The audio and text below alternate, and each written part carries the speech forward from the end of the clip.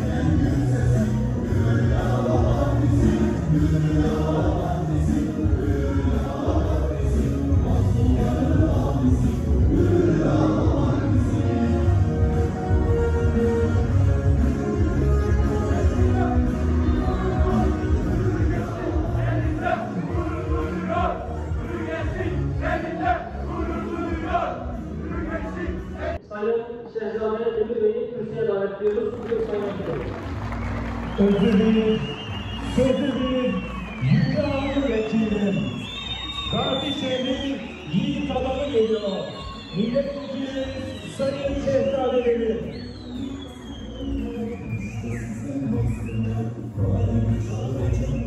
Çok değerli başkan yardımcılarım, il başkanım, Vedat Gaziantep Teşkilatı'nın çok değerli yöneticileri, siyasi partilerimizin ve yoğun bir çalışma içerisinde değil mi?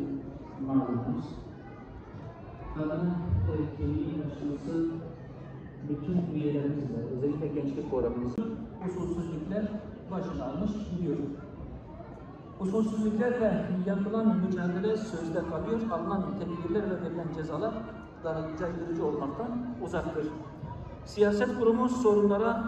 Evliya Çelebi seyahatnamesinde Gaziantep için şehri Aytab-ı Cihan diye bir tarif yapmış. Hakikaten Gaziantep, cihanın, memleketimizin, milletimizin nurudur, göz nurudur. İftihar vesilesidir. Güzel bir Türkiye prototipidir.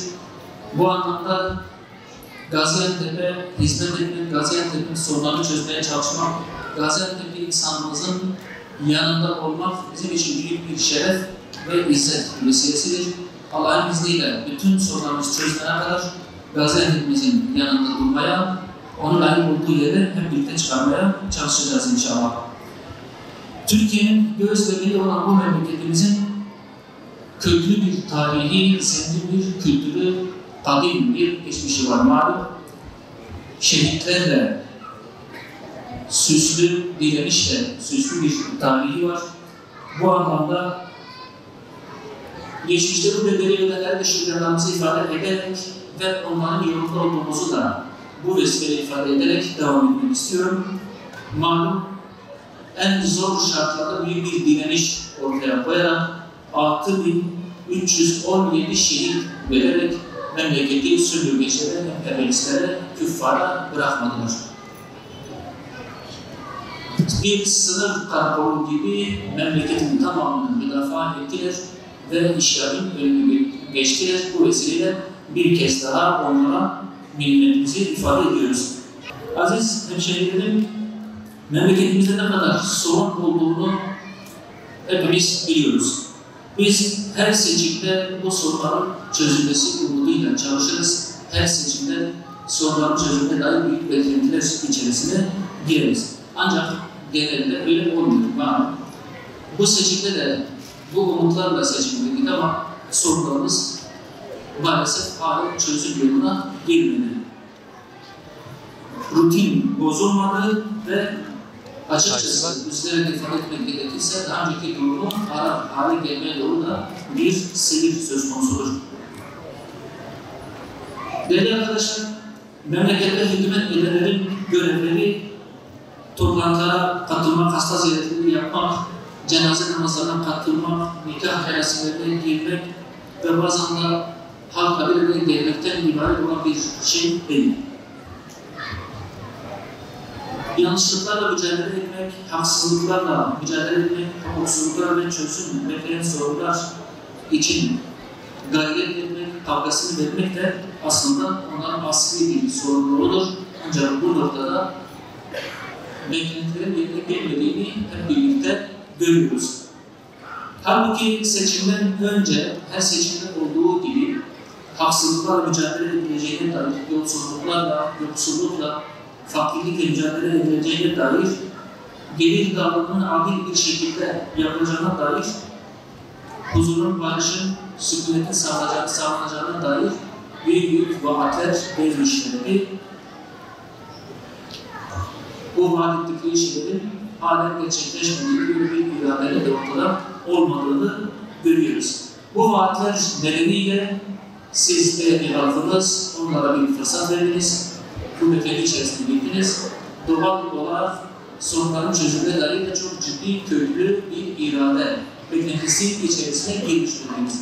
Ama bu iradenin olmadığını burada sizin vesilenizle bir kez daha ifade etmek istiyorum. Çünkü memleketin gidişatı hakikaten iyi değildir. Ve bir kez daha şunu da ifade etmek isterim ki siyaset kurumunun hükümet eden insanların mazeret sevk etme, mazeret ortaya koyma gibi bir lüksleri, bir hakları da olamaz.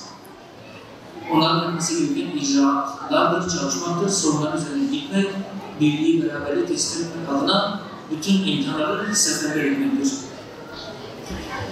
Aziz dostlar, siyaset bize göre halka hakça hizmet etmektir. Yani siyasi partilerin belli başlı bazı elitlerin ve bunların iktisadi kuruluşların değil, memleketin tamamının kazanmasıdır. Siyasetçilerin halkın sırtından rant, makam, mevki peşine düşerek menfaate kuvvetli haline gelmeleri ülkemizin en önemli sorunlarından bir tanesidir maalesef. Hüdapar olarak siyaset ve muhalefet anlayışımız iyilik ve doğruluğa destek olmak, yanlışlığa, haksızlığa, hukusluğa da karşı çıkmak şeklindedir. Parti olarak 12 yıldan beri ortaya koyduğumuz pratik onun en açık ispatıdır. Bu başarıyı istikamet üzerinde sürdürmek, devam ettirmek hepimizin görevi. Allah'ın izniyle bütün haksızlıklar üzerine gelecek ve memleketin huzura kavuşması için de bütün kitlerimiz hep beraber bu işi etmeye devam edeceğiz. Siyaset kurumunun iflas ettiği bütün umutların biriktiği bir dönemde Hüdapar güneşinin doğduğunu hep birlikte görebiliyoruz. Bugün sorunların çözüm noktasında bütün beklentilerin, hatta siyaset kurumundaki bazı aktörlerin dahi bu memlekette bir şey yapacak olan varsa o da Hüdapar'dır şeklinde itilaflarda bulunanı hepimiz görüyoruz. Bu bizim partimiz açısından elbette bir sevindirici bir durumdur. Ancak Türkiye siyaset kurumunun belli nokta itibariyle de hakikaten üzücü bir durumdur. Memleketimiz bunu hak etmiyor. Malum 8 ay kadar önce Şubat ayı başında acı bir deprem yaşadık. 50.000'den fazla canımız kardeşimiz, bacımız gitti, şehirlerimiz harap oldu. Allah-u Teala'dan bir daha bu acıları bize yaşatmamasını diliyoruz. Bu vesileyle vefat eden kardeşlerimize bir kez daha Allah'tan rahmet diliyoruz. Ailelerine de sabır diliyoruz. Şimdi o süreçten şimdiye kadar yapılmış olan şeylere bir göz attığımızda o dönem için acı yapılması gereken şeyleri hep birlikte yaptığımızı söyleyebiliyoruz. Ancak orta vadede ve uzun vade için yapılanların henüz çok azının yapıldığını da burada bir kez daha ifade edelim. Kalıcı konutların çok azına başlandığını, bir içerisinde hepsinin biteceğini vaat edilmesine rağmen bu oranın çok altında kalınacağını hepimiz müşahede edebiliyoruz. Bu ne anlamına geliyor? Sonbahar yaşadığımız bu günlerde depremzede kardeşlerimizi çok çetin bir kış şartlarının beklediğini görebiliyoruz, tahmin edebiliyoruz. Bu şekilde ağır bir süreç içerisinde devam edilmesi durumunda vatandaşlarımızın çok ciddi bir mağduriyet yaşayacağını görüyoruz.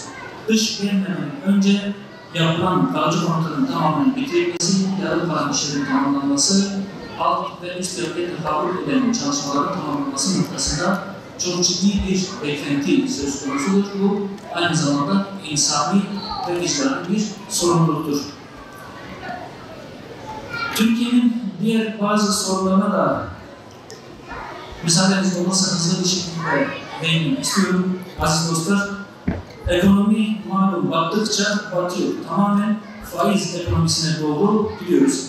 Üretim, istihdam, yatırım, ihracat diye albenili bir şekilde ortaya konulan yeni istikrar paketi ve faiz, enflasyon, ithalat, üretimin bitirilmesi ve dışarıya bağımlılık ekonomisiymiş. Aziz dostlar, orta vadeli program diye tarif edilen son programda ise enflasyonun 2026 yılının sonlarına kadar dahi toparlanmayacağı bir nevi itiraf edilmiş oldu. Batı'dan kredi alma araçlarının başladığını ve bunun Batı'nın hegemonyasının talep edildiğini, ona geldiğini de herkes fark edebiliyor, görebiliyor. Bu durum elbette ki Türkiye için felaketin aslında bundan sonraki süreçte zor şartların da yeni başlayacağını da ortaya koyuyor. Fiyat anarşisinin üstesinden gelinemiyor. Malum enflasyon habire saat başı artıyor. Bir harp yasası bile haddi fiyatların dengelenmesi adına bir harp yasası bile yıllardan beri başında halen çıkarılmamıştır. Hükümetin halktan, sahadan, üreticiden, çiftçiden haberi yoktur. Sokaktan tamamen kopmuş bir vaziyet söz konusudur. Halkın durumunu kimse merak da etmiyor. Küreselciler de diğer taraftan bastırdıkça bastırıyor. Büyük bir ahlaki dejenerasyon operasyonunda hepimizin malum bizim mesleğimizi heba edip duruyor. Farklı renklerdeki paralı sivil toplum örgütleri küreselcilere hizmet etmeye devam ediyor. Saptığın akımlar hiç olmadıkları kadar güçlenmiş bir vaziyettedir. Ayrıca atamalarda yakat ve ehliyet hala göz ardı ediliyor. Mülakatta birçok insan mağdur edilerek hakkı gasp ediliyor. Başarılı ve liyakatli insanların verilmesine göz yumuluyor. Usulsüzlükler başını almış gidiyor.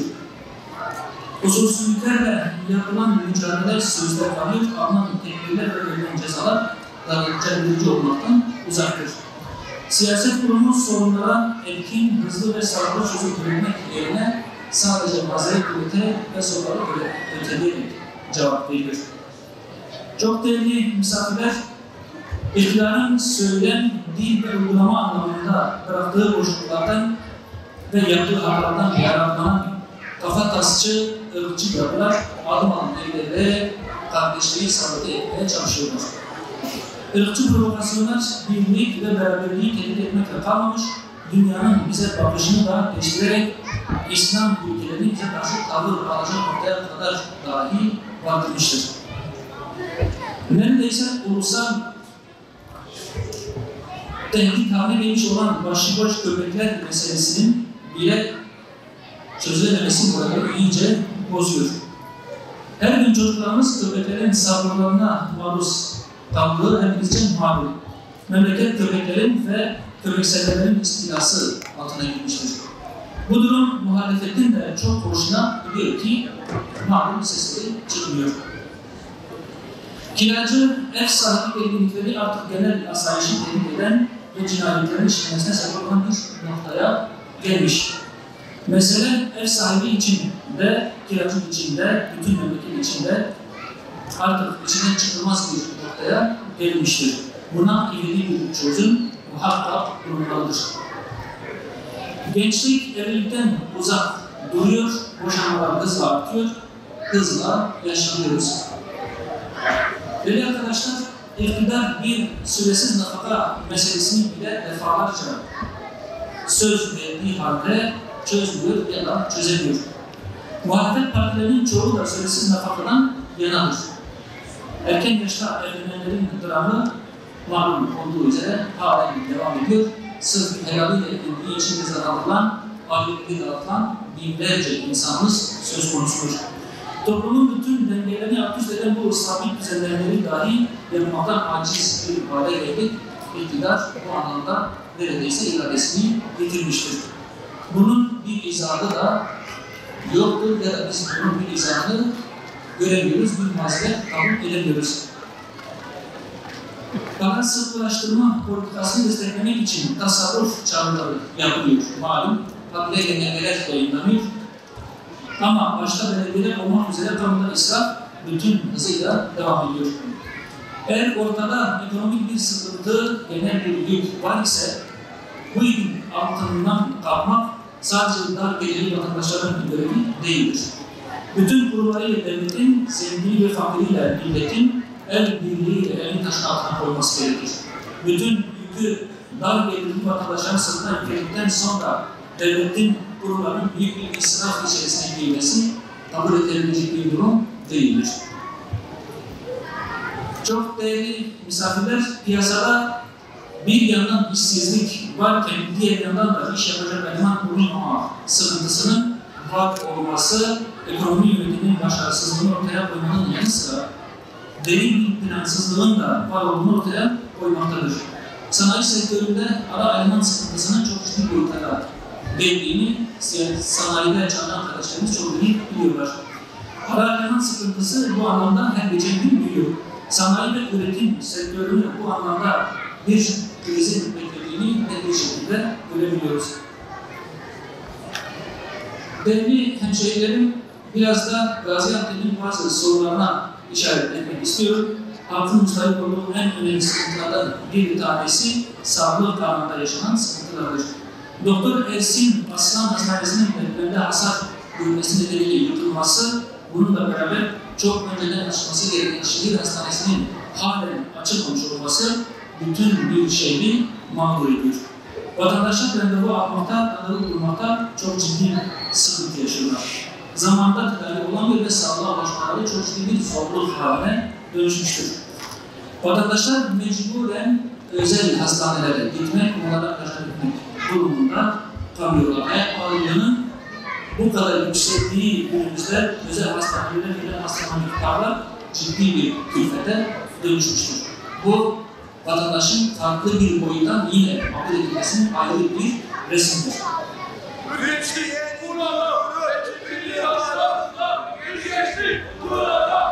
Değerli arkadaşlar,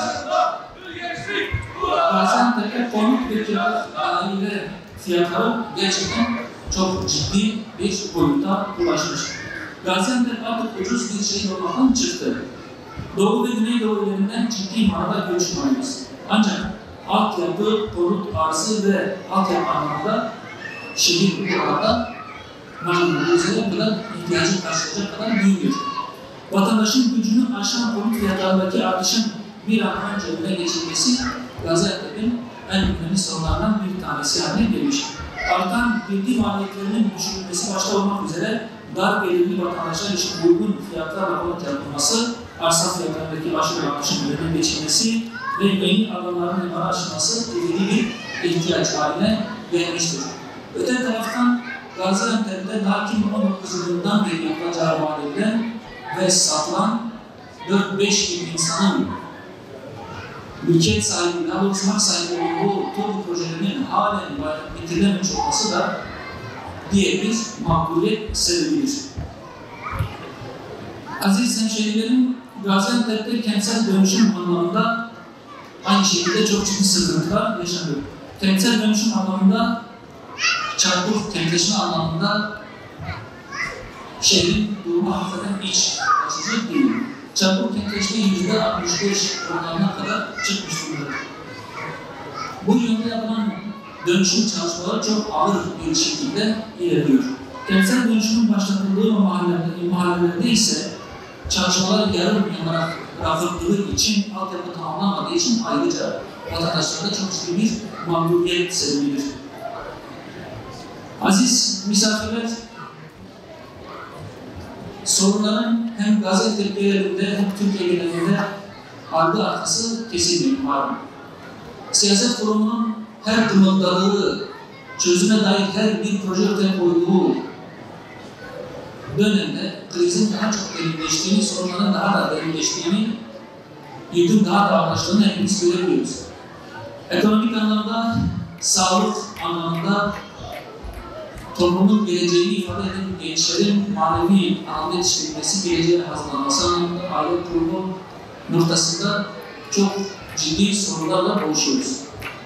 Bu noktada siyaset kurumunun aciz hale geldiğini net bir şekilde görebiliyoruz. Yıllardan beri vaat edilen düzenlemeler bir türlü yapılamıyor, yapılması gereken çalışmalar tamamlanamıyor ve ciddi bir açmaz söz konusudur.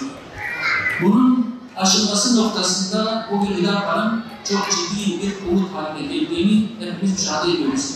Biraz önce bir ilçe başkanım ifade etti, artık yeni bir dönem açılıyor diye özetledi. Hakikaten Türkiye'de siyaset kurumunun geldiği nokta itibariyle ve de Hüdapar'ın umut haline gelmesi noktasında yeni bir dönem ile karşı karşıyayız. Bu anlamda sorumluluğumuzu yerine getirmek, Türkiye'yi rahatlatmak, milletimizin beklentilerini maddi ve manevi anlamda beklentilerini yerine getirmek ve çözümün adresi olmak anlamda bizim beklentileri hakkıyla yerine getirmemiz lazım. Bu seçimden önceki hal ile şimdi arasında elbette ki dağlar kadar fark var. Bizim hiçbir üyemiz önceki anlayışla bizi Temizlik Partisi'ni değerlendirmemelidir. Türkiye'nin beklentisi haline gelen bir partinin müdavimi, çalışanı, hizmetkarı, memleket sevdalısı olarak kendisine bakmalı, buna hazırlanmalı ve beklentileri yerine getirecek noktada bir donanma, bir yetenekliğe sahip olmak durumundayız. Aziz misafirlerim, daha fazla sözü uzatmadan bitirmek istiyorum. Kongremizin hayırlara vesile olmasını temenni ediyorum. Her değişim malum bir heyecandır. Bu değişim bizi bekleyen sorunları yerine getirecek, toplumsal taleplere cevap olabilecek bir nitelikte olmalıdır. Siyaset kurumunun ifade ettiğim gibi sorunlar karşısında akil kalkı ve her geçen gün çözümsüzlükler içerisinde daha da baktığı bir Türkiye'de daha beklentileri yerine getirmek durumundadır. Bu değişim ve dönüşümün de bu noktada beklentileri karşılayacak noktada olmasını temenni ediyorum. Siyaseti, makam, mevki, rank ve farklı bir takım gündelik hesaplar için yapmayan tek parti olan bu parti, memleketin geleceğini inşa edecek olan partidir. Allah'ın izniyle hür kadrolarımızın buna göre hazırlanmasını diliyoruz, bekliyoruz ve toplumun da ortada çok büyük ihtiyacı ve beklentisi var. Rabbim utandırmasın. Hepinize Allah'a emanet ediyorum. Esselamu Aleyküm ve Rahmetullah.